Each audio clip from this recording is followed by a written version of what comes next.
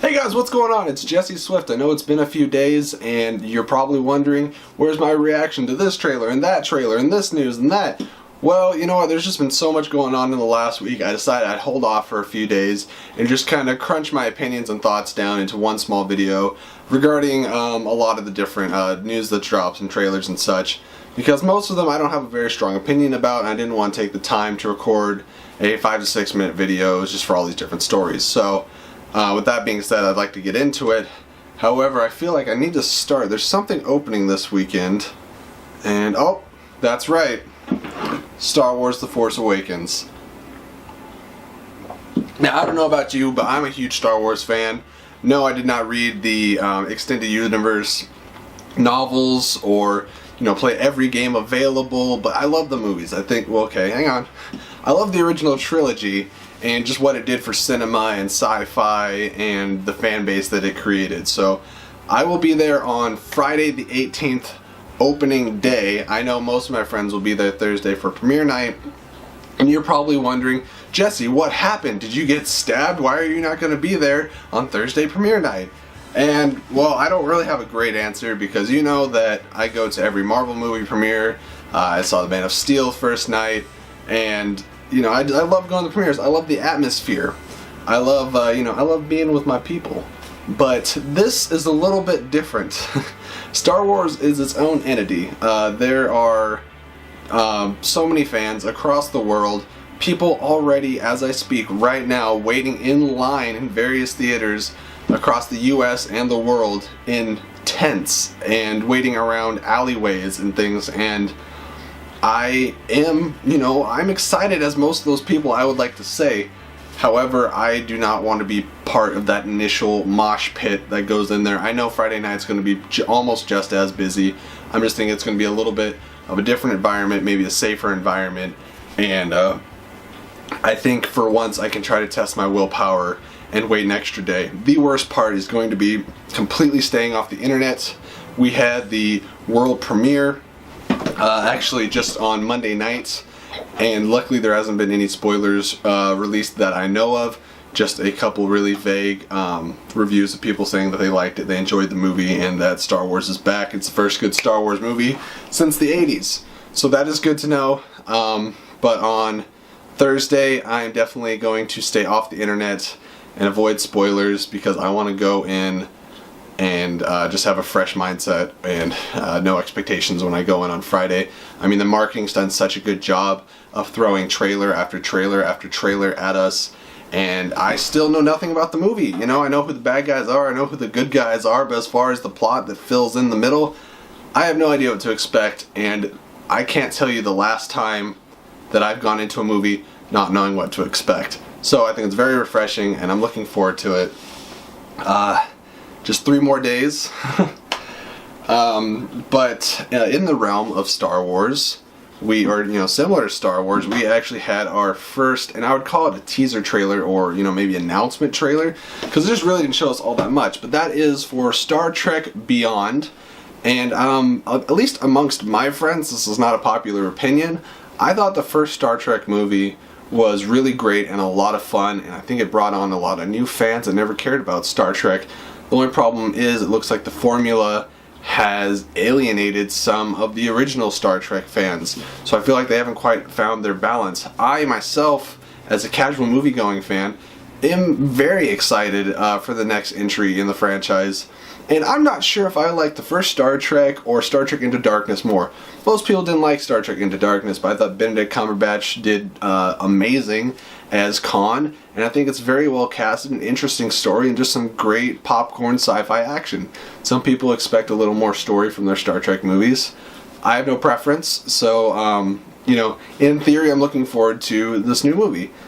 That being said, however, I do know that it was a teaser trailer, not meant to show us much, but I thought it was just distasteful and awkward for them to put in Beastie Boys music for a sci-fi fantasy movie taking place in space and supposedly in the future.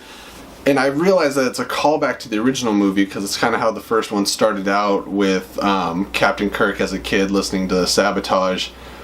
but it was just strange and off-putting. And the first two were directed by J.J. Abrams. He did a fantastic job.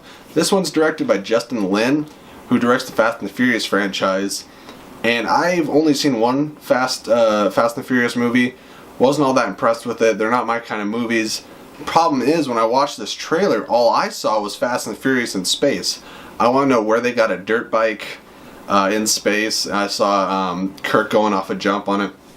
And there's a lot of elements in this trailer that kind of remind me of Guardians of the Galaxy, which I love Guardians of the Galaxy, but Star Trek is supposed to be its own thing, and I don't really, I don't appreciate them biting off of other franchises. So we'll see how the movie turns out. It's got a great cast. Idris Elba is playing the villain. Hopefully I'm pronouncing his name right. He's a phenomenal actor.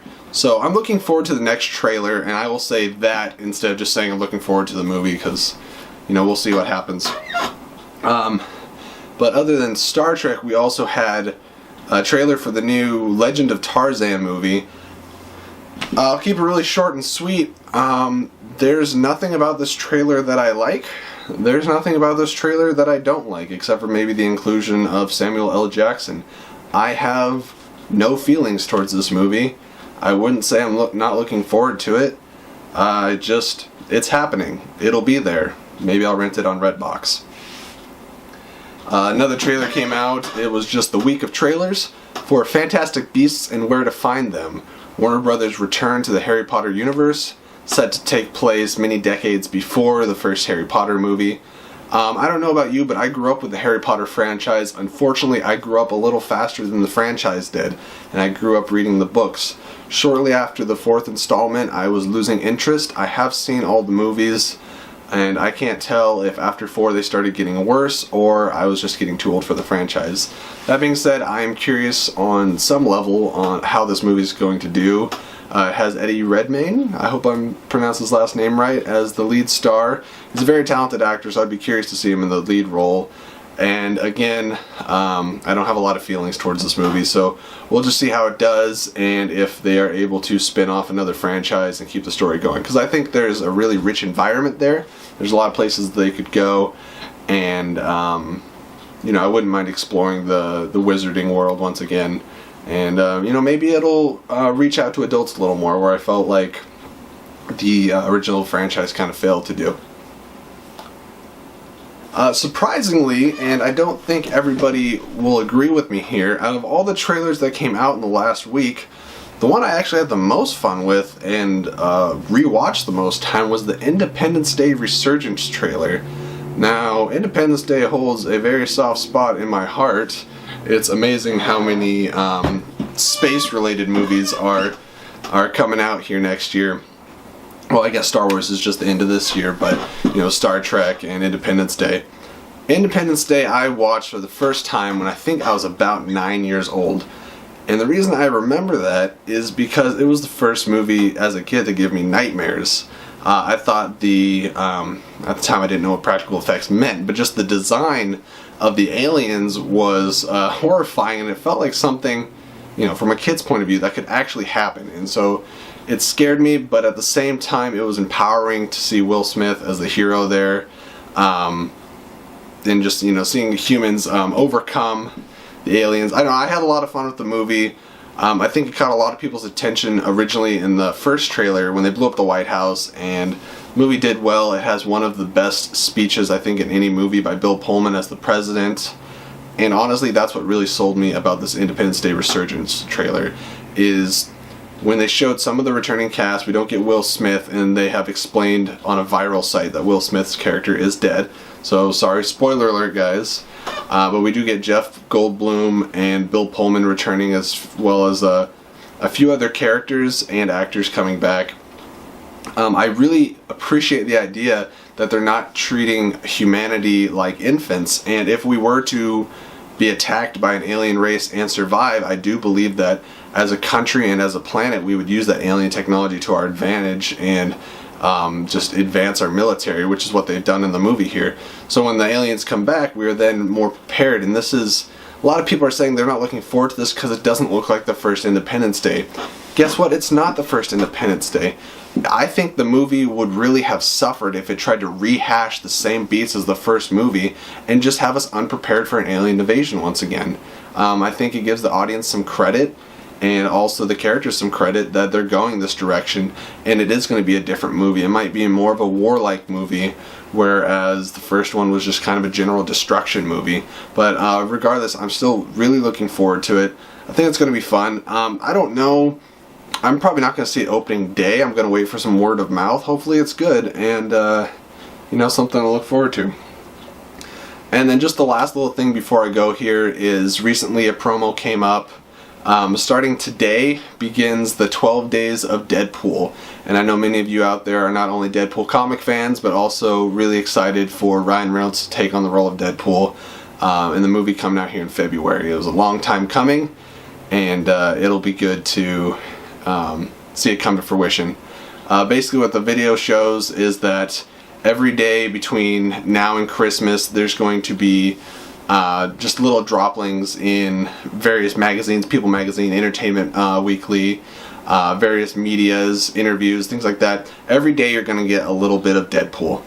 And it's going to end with a green band and red band trailer, brand new, released on Christmas Day. And what better Christmas present to unwrap than a new Deadpool trailer. So I'm very, very much looking forward to seeing the new trailer and just all the various pictures and things that come out between now and then. If you want to see a picture of a video of the promo that Ryan Reynolds released in full Deadpool garb, just click the link down below. I'll have it there, as well as all the trailers previously mentioned. And until next time, may the film be with you. See you later, guys.